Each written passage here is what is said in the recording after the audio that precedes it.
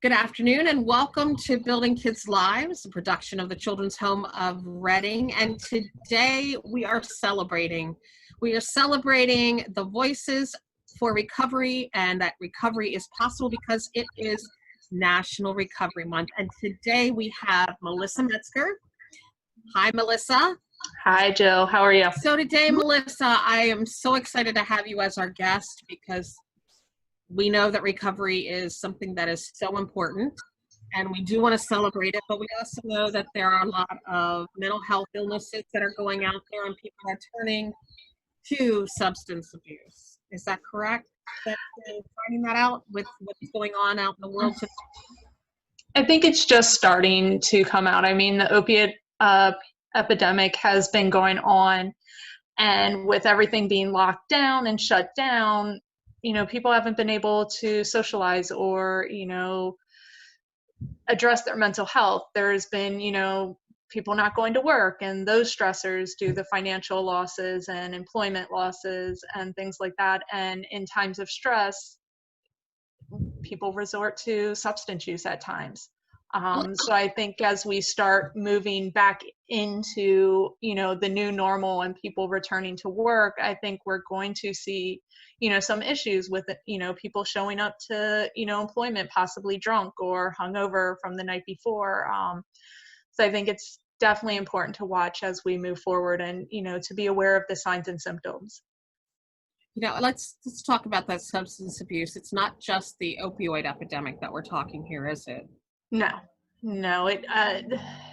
Substance abuse comes in all different ways, whether it's alcoholism or prescription abuse or just mismanagement of your own medication, in addition to methamphetamine use increasing, fentanyl continuing to increase. I think it's important to be aware of all the drugs and substances.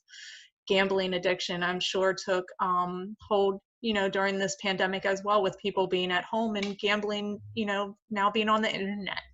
It's so hard. I mean, with digital, you can buy anything with a fake, birth date and, anything else. There's no full accountability to it. So.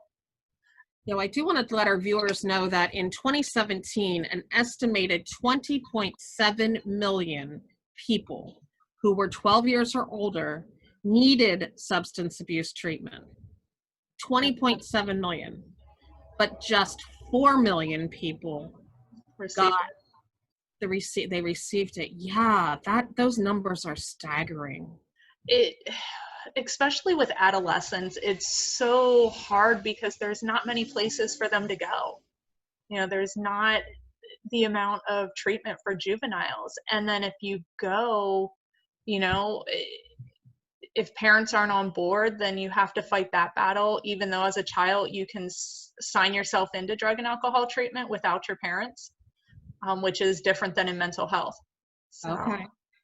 So somebody could go and get help for themselves. They can, and unless you sign a consent, parents will not be informed at all. Okay, that's good to know. So another one of the surveys, the National Survey on Drug Use and Health, said in 2017, 19.7 million adults in the U.S. experienced a substance use disorder. And out of that, 11.4 million people misused opioids.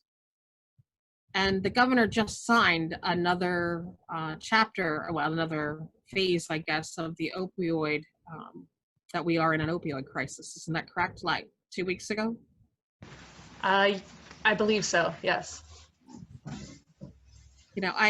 These numbers are staggering to me when and it goes hand in hand with, unmet needs for mental health care. They're having this, about half of the adults that I could find when I was researching this have a mental illness as well as a substance abuse order, and they didn't receive any kind of service at all. And that's a lot.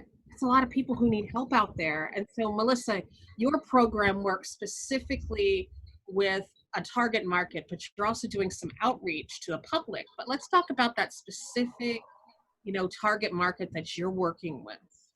So at Maternal Recovery Services, we target pregnant and parenting women of all ages. So again, covering that adolescent population who might be pregnant or just had a child, and going up to, even, as your kids hit 17, 18 years old, as a parent, who's struggled with substance abuse in the past or who's currently struggling. So here in Berks County, if you fit that, target area, we will gladly help in any way possible. So if someone needed help, how would they go about getting that from you? Or how can they get a hold of you, Mellisa? They can call us at the Children's Home of Reading, or they can call or text my cell phone number, which is 484-855-0907. You can refer yourself, or you can be referred by your doctor or another provider or something. Okay. So what kind of services are you giving them? And what's the goal maybe of Maternal Recovery Services? Overall, what is your goal as a program? Our goal is to help parents with themselves so they can be a better parent, and also providing parental support and any support that they need. So whether it's referrals to the community to help with housing or education or employment, or teaching them some basic parenting needs. We're here to help in any way possible. We can meet the women in their homes or in the community, or even at the Children's Home of Reading, whichever works for them, to provide them the services and the support that they need as they transition their life around. And now with the us being on kind of lockdown and people having kids, these women have children, I'm assuming, at home, and many of them are doing virtual school. They're not able to get into the office. You are going out and maintaining a safe distance. You're practicing all of those protocols, but you also do offer it virtually, correct? Correct. Since the pandemic started and the shutdown started, DDAP and SAMHSA and all of them have allowed the use of virtual services. So yeah, we've been doing telephone calls for people who don't have access to video calls where we can, or if you're comfortable, we'll meet you at your home, sit outside, wear masks, whatever is convenient for the women at the time. That's really nice. This will ultimately, you doing this work will ultimately try to keep the kids out of the children and youth system, right? Correct. That is obviously the goal. Children and youth don't want to take the kids from the home, so they work with us to keep the kids where they are in the home. So the other part of you have done some services out into the community. You have worked with, we've talked about you working with the women in the prisons before they get released, and trying to give them some of those parenting skills that they need, some budgeting, and trying to make them, help them, lift them up, and be able to support them in, transitioning from the prison into the home, and to be able to help their kids once they, they get out of prison. But you now have a new phase of what you're doing with Maternal Recovery Services, and that's what I'd really like to talk about today.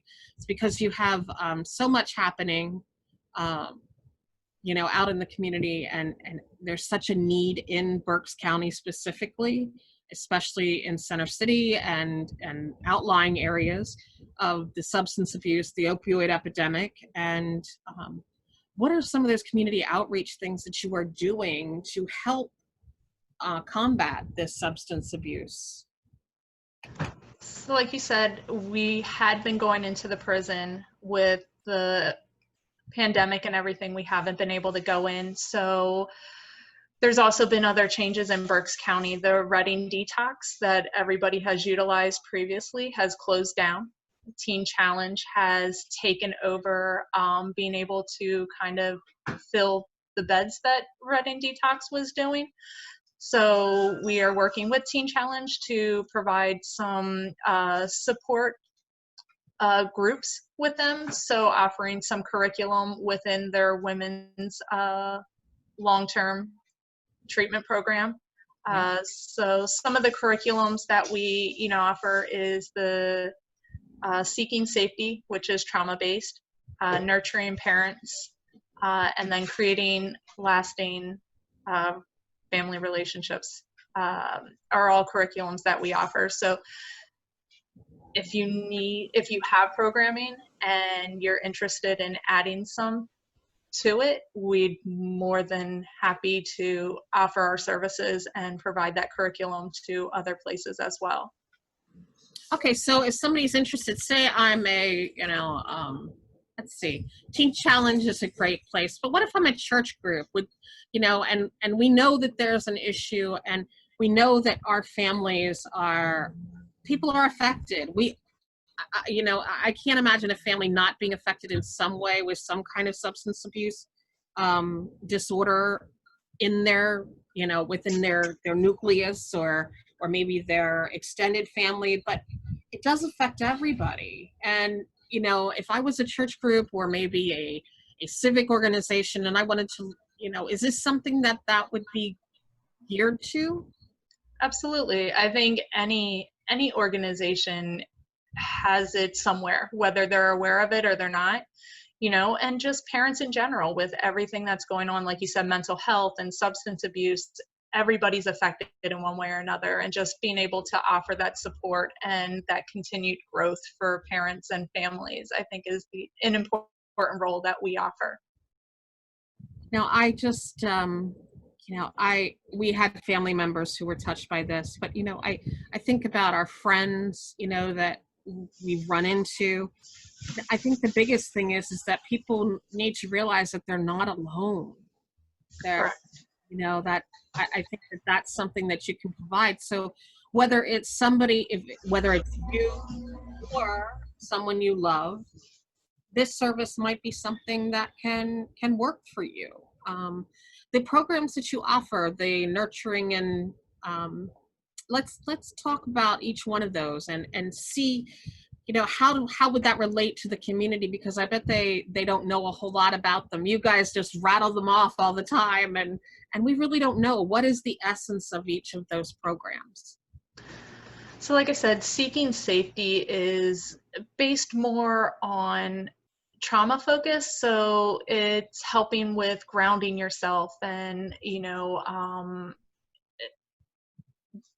it doesn't address the trauma, it skirts around the trauma, but it allows you to feel safe and maybe start healing or being able to open up with another provider about the trauma that you experienced.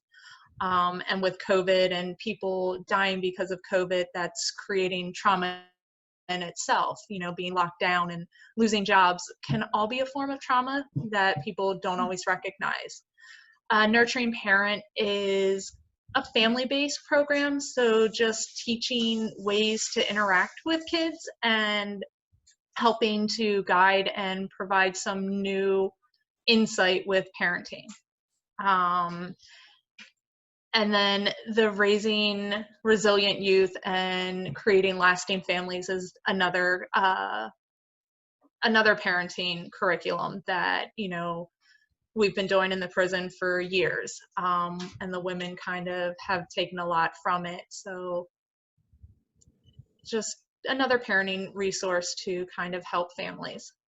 And we all could, there were times I was not a substance abuse person, but I was certainly in need of some help. I was not in recovery or recovering when I was having my son, and, growing up, parenting is tough. And I think we need to recognize that, adding the extra balance, adding the extra stress of having a substance use or mental health disorder just makes it even more of of a hurdle to get over, and that people should seek help. People, you're not going to be judged by Mellisa and her team at all. This is really the other thing I think that we need to point out is that you are totally confidential, if I'm not mistaken. Correct. Our services fall right in line with DDAP standards of confidentiality. So everything is kept confidential from the moment you call and inquire about more information till well past end of life. So, nothing will be shared unless you sign off on it. Okay. So that's, that to me, I think as a pregnant or parenting mother, that would be something that I would want to know. That it is confidential, and that cell phone, and why don't you say that again, so that if people are listening or watching or maybe know somebody who might be in a situation where they could utilize your help, they know how to get a hold of you, Mellisa, and your team. My cell phone number is 484-855-0907. You can text, leave a voicemail, call, any way that you're comfortable. Doesn't have to just be call. A lot of people are more comfortable with text initially, respond, and then, it's not as awkward that first conversation. That's wonderful. And that's, I think that people calling you, Mellisa, can, if they're watching this, certainly can see how open and accessible you are. You're not this big scary person, to get a hold of. You definitely are this, you're compassionate, you have empathy, and you're very welcoming, and I think that would go far with many people. But it just, I think we need to just remind our viewers that it's every path is unique to recovery. There are some bumps in the road along the way, and everybody has to do it their own way, but this is something that someone can certainly seek help from Maternal Recovery Services at the children's home. And the community outreach part, I think, is just so critical right now, because many people don't want to admit that they have a problem, but some people might be seeing, or maybe we can talk about, how do people recognize that maybe their loved one is having an issue? I think it's definitely a good question, and it all depends on the substance or the addiction at hand. A lot of the subtle ones of forgetting things, or stories not lining up, watching the eyes, whether they're dilated, really large or really small, are all some of the basic things. Is money always an issue? Those types of things. There's a lot that goes in it. But I think going on to Chemical on Counsel Abuse's website or DDAP all can provide more information if you're looking for a specific one. SAMHSA is a great resource as well on different drugs as well to recognize signs and symptoms. So whole conversation in itself. Yeah. So SAMHSA is the SAMHSA, correct? That's where they would want to go if they wanted to find out more, maybe find help or treatment. That would be a great place, or to learn more about information. That was one of the places I went to. That was SAMHSA. They have a whole educational section. They have, provider location section, so even if you're not in Pennsylvania, you can find treatment wherever you're at as well. And they have, I think, a crisis help number as well. That's great. So you really work in conjunction with larger organizations, and the program, you're funded through what, the council? Yep, we're funded through the Council on Chemical Abuse, the local SCA, as well as CCBH. So either if you don't have CCBH, we can still provide services to you through the Council on Chemical Abuse. That's fantastic. So they don't have to worry about paying anything outright to Correct. you.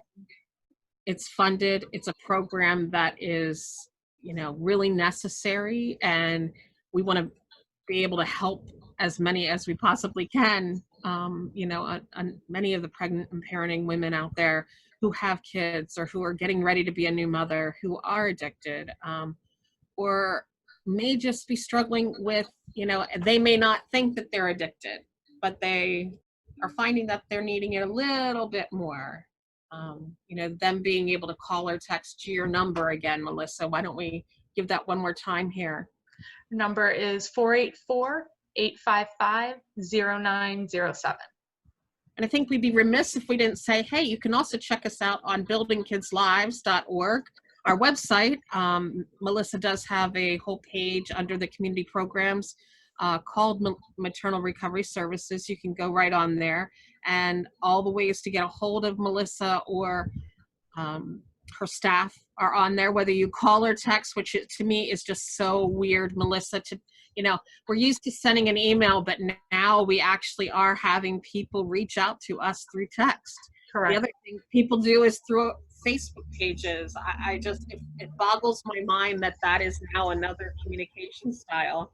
But everything that you do is confidential. And that is, to me, if I was a pregnant or parenting mother and I was struggling, to know that confidentiality is there, just would make me feel so much more secure. Absolutely. So, Mellisa, if we're looking for doing more community outreach, could we do that at maybe a food bank or maybe at a health center or someplace like that? Could we be offering some of your services there? Yeah, I mean, wherever there's a need, we just want to share the resources and the information that we have to help the community as best as we can. Because it will help if we lower our rate of opioid or any kind of our substance abuse. It will help in the long run to make our community so much stronger,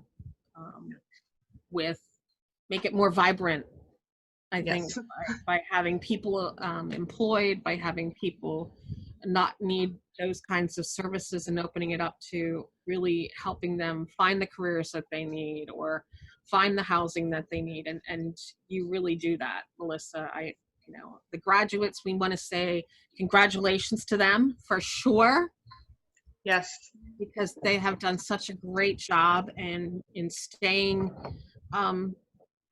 working through their substance abuse all at the same time while being a parent. And, they need to have that kudos. But I want to say thank you to you and to all the other agencies that are out there in the community in Reading that do the work of, treatment and recovery. Now's the time to say thank you. And I want to do that on behalf of our viewers and on behalf of, the community. Thank you, Mellisa, for you and to you and your staff for doing such a great job and working together in partnership, because the fact that you're there makes sure that people aren't getting duplicated services.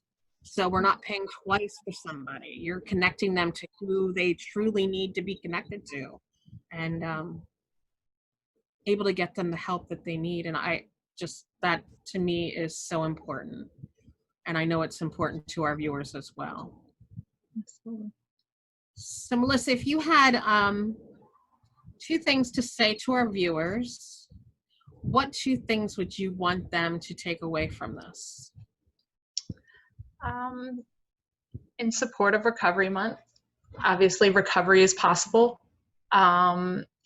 Seeking treatment and seeking help is an important component of that. Not doing it by yourself.